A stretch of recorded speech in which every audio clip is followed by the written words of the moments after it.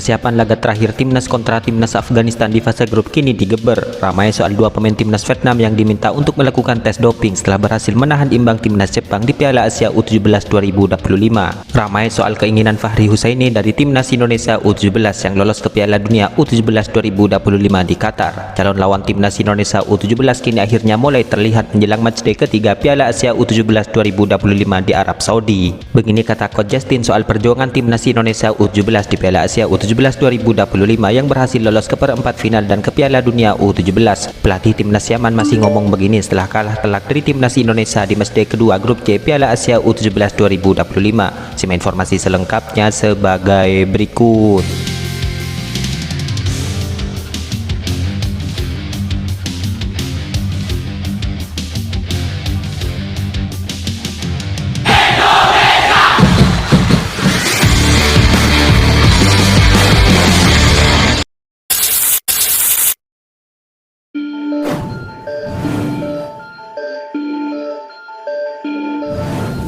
Hingga matchday kedua Piala Asia U17 2025 berlalu, belum diketahui lawan yang akan dihadapi timnas Indonesia U17 di babak perempat final.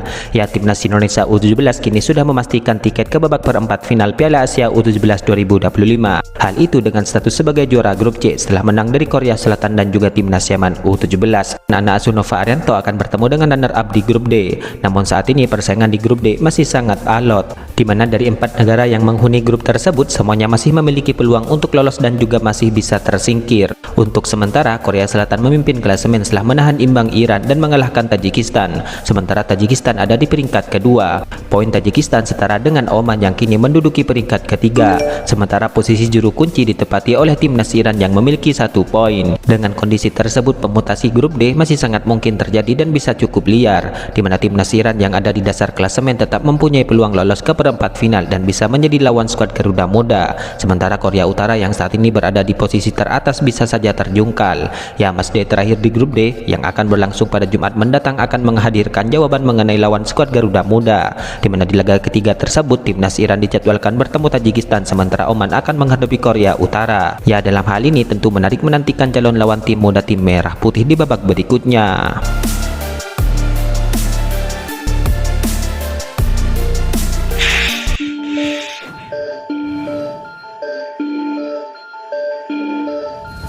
Fahri Husaini kini mendoakan timnas Indonesia U17, di mana ia berharap bahwa skuad Garuda Muda dapat mencapai hasil terbaik di Piala Dunia U17 2025. Ya, timnas Indonesia U17 telah memastikan diri untuk lolos ke Piala Dunia U17 2025. Hal ini setelah skuad Garuda Muda menjadi pemuncak klasemen grup C Piala Asia U17 2025. Selamat untuk timnas Indonesia U17, sukses untuk Coach Nova, tim pelatih dan staf, ujar Fahri Husaini di akun Instagram pribadinya. Ya, lebih lanjut, selain ke Piala Dunia U17, timnas Indonesia U17 juga sukses mengamankan tiket menuju babak perempat final Piala Asia U17. Namun timnas Indonesia U17 masih akan melakoni pertandingan terakhir di grup C melawan timnas Afghanistan U17. Doa terbaik meraih prestasi optimal di Piala Dunia U17 2025 di Qatar, jelas Fahri Husaini. Ya, Fahri Husaini juga ingin pencapaian timnas Indonesia U17 yang lolos ke Piala Dunia U17 ini bisa memotivasi para pemain muda bertalenta lainnya, di mana hal ini untuk mewujudkan mimpinya. Semoga capaian hebat ini menginspirasi pemain muda potensial yang lain dari seluruh Indonesia untuk mewujudkan mimpinya, kata Fahri Husaini. Ya, Fahri Husaini merupakan mantan pelatih timnas Indonesia U17, di mana ia melatih skuad Garuda Muda di tahun 2014 hingga 2018. Hal itu termasuk di Piala Asia U17 2018 ketika melangkah ke babak perempat final.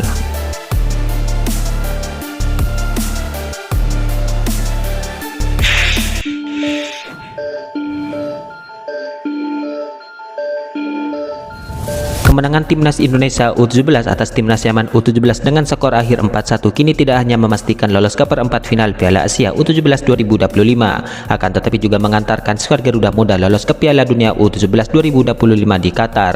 Performa apik anak asuh Nova Arianto itu langsung menuai banyak pujian, salah satunya dari pengamat sepak bola nasional yaitu Coach Justin. Sebenarnya saya sudah kagum dengan Coach Nova jauh sebelum pertandingan melawan Korea Selatan dan Yaman, kata Coach Justin. Ya, menurutnya Nova Arianto bukan pelatih sembarangan. di mana ia disebut mampu membaca situasi dan merancang taktik berbeda sesuai dengan lawannya. Di saat menghadapi Korea Selatan U17, skuad Garuda Muda diketahui lebih banyak bertahan dan mengandalkan serangan balik dan mampu menang 1-0. Sebaliknya, di saat melawan timnas Yaman, Nova memilih pendekatan ofensif dan sukses besar. Pertanyaan kan, apa yang kita lakukan kalau lawannya juga bertahan? Ternyata kita sangat bisa. Terutama di babak pertama melawan Yaman, taktiknya jalan banget, kata Coach Justin yang saat itu timnya juga pernah dibabat 13 gol tanpa balas di laga uji coba. Ya, selain itu, ia pun juga menilai bahwa persiapan panjang Nova Arianto terbukti efektif, di mana timnas Indonesia U17 terlihat unggul dalam segala aspek. Hal itu mulai dari fisik, taktik, chemistry hingga mental bertanding. Mereka benar-benar jauh lebih unggul. Maka dari itu saya tidak begitu khawatir. Kalau kita kalah di fase knockout nanti, ya mungkin memang kalah kualitas, tapi saya yakin Coach Nova akan memberikan segalanya sesuai dengan kapasitas pemain yang ia miliki, jelas Coach Justin. Ya, dengan pencapaian ini, Coach Justin mengajak kepada seluruh masyarakat untuk menikmati perjalanan skuad Garuda Muda di panggung dunia. Jadi untuk saya, kita lolos Piala Dunia, sisanya ya enjoy saja, tegas Coach Justin.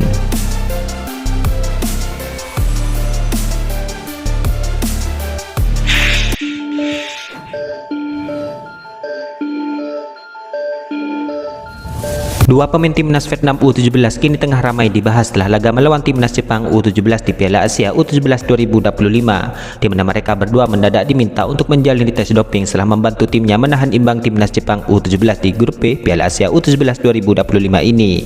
Ya, timnas Vietnam terus menjaga asa lolos ke babak perempat final Piala Asia U17 2025 dengan menahan imbang timnas Jepang U17. Dalam laga itu, timnas Jepang U17 mampu memimpin terlebih dahulu di menit ke-13. Kemenangan timnas Jepang U17 yang sudah berada di depan mata seketika hilang setelah timnas Vietnam menyamakan kedudukan di penghujung laga. Tepat di menit ke-90+5, timnas Vietnam mendapatkan hadiah penalti. Sang eksekutor dengan tenang melakukan tugasnya dengan mengecoh kiper sang lawan. Menariknya, setelah pertandingan selesai, Giang Bao dan rekannya yaitu Hong Dui dipilih secara acak untuk menjalani tes doping. Hal ini adalah pertama kalinya bagi pemain timnas Vietnam yang harus melakukan prosedur seperti ini di turnamen tahunan ini. Ya, sebelumnya timnas Vietnam tidak memiliki pemain yang harus melalui prosedur ini di turnamen Piala Asia U17 ini. Pengujian doping biasanya dilakukan dalam dua bentuk. Yang pertama, penyelenggara turnamen akan memberitahu terlebih dahulu kepada tim tentang pengujian tersebut. Lalu secara acak penyelenggara memilih beberapa pemain setelah pertandingan untuk mengambil sampel. Kemudian cara yang kedua adalah dengan datang secara acak tanpa pemberitahuan terlebih dahulu ke lokasi di mana pemain sedang bermain. Dalam kasus dua pemain timnas Vietnam U17 ini, karena persaingan yang sangat ketat dan dehidrasi, di mana keduanya harus minum lebih banyak air agar bisa buang air kecil untuk mendapatkan beberapa sampel. Gia dan Dui tidak butuh lama untuk menyelesaikan tugas mereka, di mana keduanya segera menyelesaikan tes dan kembali ke hotel. Ya, hasil imbang melawan timnas Jepang U17 membuat timnas Vietnam bisa menentukan kelolosannya ke babak perempat final di tangan sendiri, di mana timnas Vietnam berada di posisi ketiga grup B dengan 2 poin. Mereka tertinggal 1 poin dari Uni Emirat Arab dan 2 poin dari timnas Jepang. Kemenangan di laga terakhir melawan Uni Emirat Arab U17 akan membawa timnas Vietnam ke perempat final sekaligus lolos ke Piala Dunia U17 2025.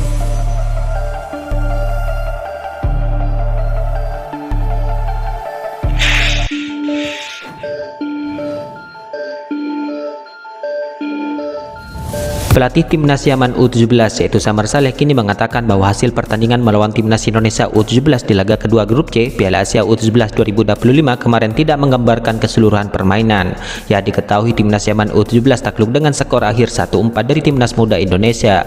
Hasil itu membantu skuad Garuda Muda lolos ke babak perempat final sekaligus mengantarkan tiket lolos ke Piala Dunia U17 2025. Sedangkan bagi timnas Yaman sendiri, kekalahan ini membuat mereka harus berjuang keras untuk mengamankan tiket ke Piala Dunia U17, di mana timnas Yaman akan melawan Korea Selatan di laga pemungkas untuk memperebutkan satu tiket tersisa dari grup C tersebut. Para pemain agak terlambat masuk ke tempo permainan, tetapi kami tetap tampil baik. Kami bangkit di babak kedua dan hampir menyamakan kedudukan, ucap sang pelatih. Tetapi para pemain terburu-buru ingin mencetak gol dan menyia-nyiakan peluang. Saya harap kami dapat memperbaiki kesalahan kami di pertandingan terakhir, katanya melanjutkan.